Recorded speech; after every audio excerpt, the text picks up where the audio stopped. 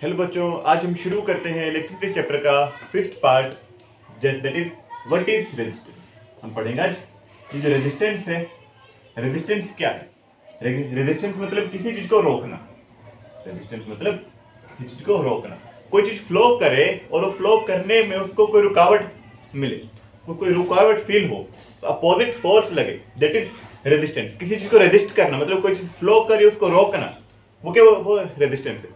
ऐसे ही अगर एक वायर है, उसमें से अगर करंट आई करंट उसमें से अगर फ्लो करता है, तो आई करंट अगर उसमें से फ्लो करे तो उन जो करंट जो फ्लो करे, उस करंट को फ्लो होने से कोई ना कोई चीज वायर के अंदर ऐसी होगी जो करंट को फ्लो होने से रोकेगी।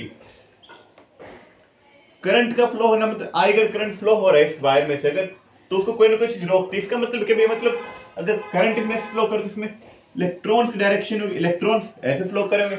जो इलेक्ट्रॉन इसमें से ऐसे फ्लो करें, ऐसे जो इलेक्ट्रॉन फ्लो करें उनको रोक रहा होगा कोई। इलेक्ट्रॉन्स के ऊपर एक अपोजिट फोर्स लग रहा होगा, इलेक्ट्रॉन्स की मोशन पे एक अपोजिट फोर्स लग रहा है। वो फोर्स क्या है, वो फोर्स क्यों लगता है, ये रेजिस्टेंस किसी भी वायर में क्यों आता है, तो आज हम इस चैप्टर में, इस वीडियो में आज हम ये पढ़ेंगे और पढ़ेंगे जो फोर्स है, जो अपोजिट जो फोर्स लगते हैं किस किस फैक्टर पे डिपेंड करते हैं, कैसे कैसे डिपेंड करेगा। तो देखते हैं कैसे कैसे ये डिपेंड करता है और ये होता क्या। तो लेट करते हैं, मानते हैं हमारे पास एक मोटी सी वायर है। वायर कंडक्टर होती है, किसी मेटल से बनती है। अगर मेटल से बनी हो तो इसके अंदर बहुत सारे छोटे छोटे एटम्स होंगे, इसमें बहुत सारे एटम्स होंगे। एटम से मिलकर बनती होगी वायर। कॉपर है, एल्यूमिनियम है, आयरन की वायर है, कोई भी वायर है, उसमें बहुत सारे एटम्स होंगे। एटम्स में इलेक्ट्रॉन्स होते हैं। तो ये जो इलेक्ट्रॉन्स हैं, हर एटम में कुछ ना कुछ इलेक्ट्रॉन्स होंगे, फ्री इलेक्ट्रॉन्स होंगे। जैसे ही यहां से अगर इसमें इस डायरेक्शन में अगर करंट फ्लो करता है, आई करंट अगर इसमें यहां से यहां पर फ्लो कर रहा है, करंट हम इसको मानते हैं इलेक्ट्रॉन। इलेक्ट्रॉन ऐसे फ्लो करते हैं, जो करंट इसमें वो ऐसा अपोजिट डायरेक्शन में दोनों की। करंट अगर ऐसे फ्लो करे तो इलेक्ट्रॉन ऐसे फ्लो करेंगे। तो अगर इसमें से इलेक्ट्रॉन ऐसे फ्लो करते तो यहां से जब एक इलेक्ट्रॉन निकलेगा तो उसको यहां पर आना है, वो इस डायरेक्शन में इलेक्ट्रॉन वो फ्लो करेंगे, इस डायरेक्शन में वो सारे इलेक्ट्रॉन फ्लो करेंगे। तो होगा क्या, जैसे ही वो इलेक्ट्रॉन यहां से बाहर निकलेगा, जैसे वो इलेक्ट्रॉन यहां से बाहर निकलेगा, यहां पर और भी बहुत सारे एटम्स हैं और एटम्स के अंदर होगा न्यूक्लियस। न्यूक्लियस के ऊपर जो होता है पॉजिटिव चार्ज। ये इलेक्ट्रॉन जाना तो चाहता है यहां पर, लेकिन इसके रास्ते में इतने सारे जो न्यूक्लियस आए हैं, ये न्यूक्लियस इसके ऊपर अपनी तरफ अट्रैक्शन वाला फोर्स लगाएंगे और जिसकी वजह से इसको ऐसे फ्लो करने में प्रॉब्लम होगी। जितने सारे यहाँ पर एटम्स होंगे उतना ही ज्यादा यहाँ पर इनके ऊपर इलेक्ट्रॉन्स के ऊपर यहाँ फोर्स लगेगा, वो इलेक्ट्रॉन्स ऐसे वो ढंग से फ्लो नहीं कर पाएंगे। क्यों? एटम्स के अंदर होते हैं न्यूक्लियस, न्यूक्लियस के ऊपर पॉजिटिव चार्ज, इलेक्ट्रॉन के ऊपर नेगेटिव चार्ज। तो होगा क्या, इन इलेक्ट्रॉन्स के ऊपर एक अपोजिट फोर्स लगेगा या फिर इलेक्ट्रॉन्स के ऊपर न्यूक्लियस वाला एक अट्रैक्शन वाला फोर्स लगेगा, जिसकी वजह से इलेक्ट्रॉन्स है वो फ्लो तो करेंगे ऐसे, लेकिन फ्लो करने से क्या होगा, इनकी जो फ्लो करने की जो स्पीड है वो स्पीड कहीं ना कहीं कुछ कम हो जाएगी। और वही हमारे क्या रेजिस्टेंस है कि जो वायर है, वायर में से जो इलेक्ट्रॉन्स अगर फ्लो करते हैं तो इनको फ्लो करने से कोई रोक है, इनको इलेक्ट्रॉन्स को ऐसे कुछ फ्लो करने से इनको कोई रोकता है। वो कौन रोकता है? जो बाकी के जो एटम्स है, जिस एटम से इलेक्ट्रॉन निकला है वो अपने एटम से तो एक इलेक्ट्रॉन बाहर निकला, लेकिन जो बाहर आया वो बाहर और भी बहुत सारे एटम्स थे। उन एटम्स के अंदर न्यूक्लियस था, उस न्यूक्लियस ने उस इलेक्ट्रॉन के ऊपर कुछ अट्रैक्शन वाला फोर्स लगाया। उसकी वजह से जो इलेक्ट्रॉन जो फ्लो करते हैं, ये इलेक्ट्रॉन्स जो फ्लो करे तो उसके अट्रैक्शन वाला फोर्स लगा, उस अट्रैक्शन की वजह से इलेक्ट्रॉन की स्पीड कुछ न कुछ कम हुई और एक रेजिस्टेंस क्रिएट हुआ। इसी को बोलते हैं रेजिस्टेंस।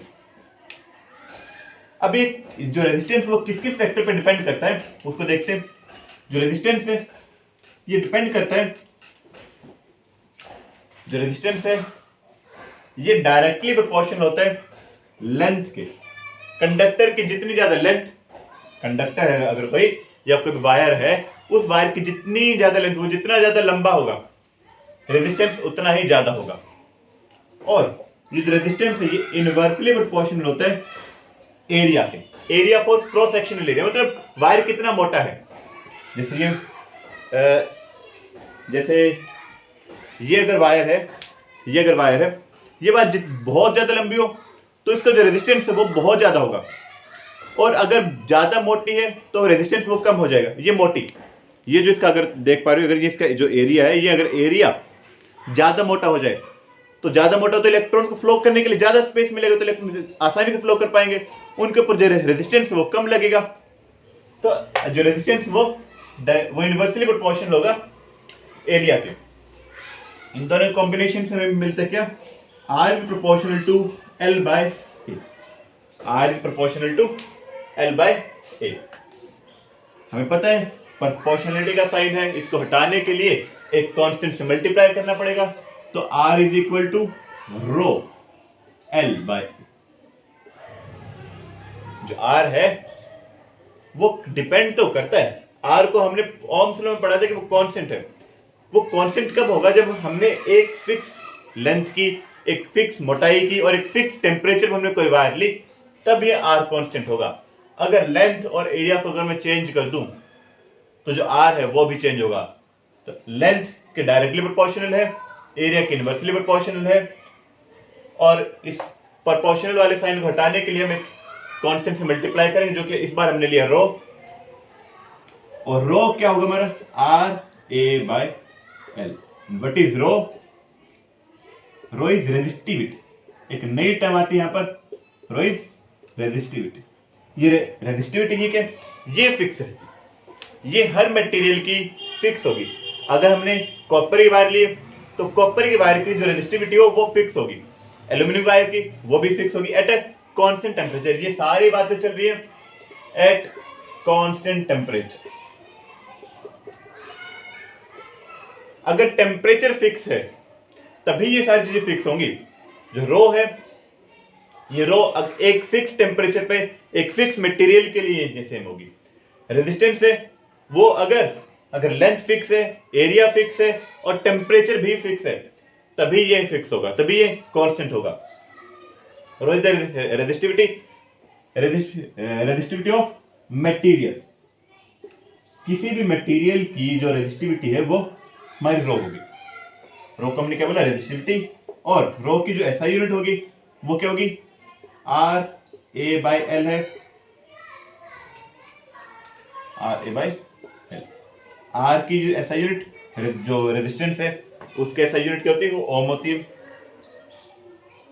एरिया की एसआई यूनिट होती है मीटर स्क्वायर, और लेंथ की यूनिट होती है मीटर। मीटर से मीटर स्क्वायर कट जाएगा, बचेगा क्या, ओम मीटर। इसको मेजर करते हैं ओम मीटर।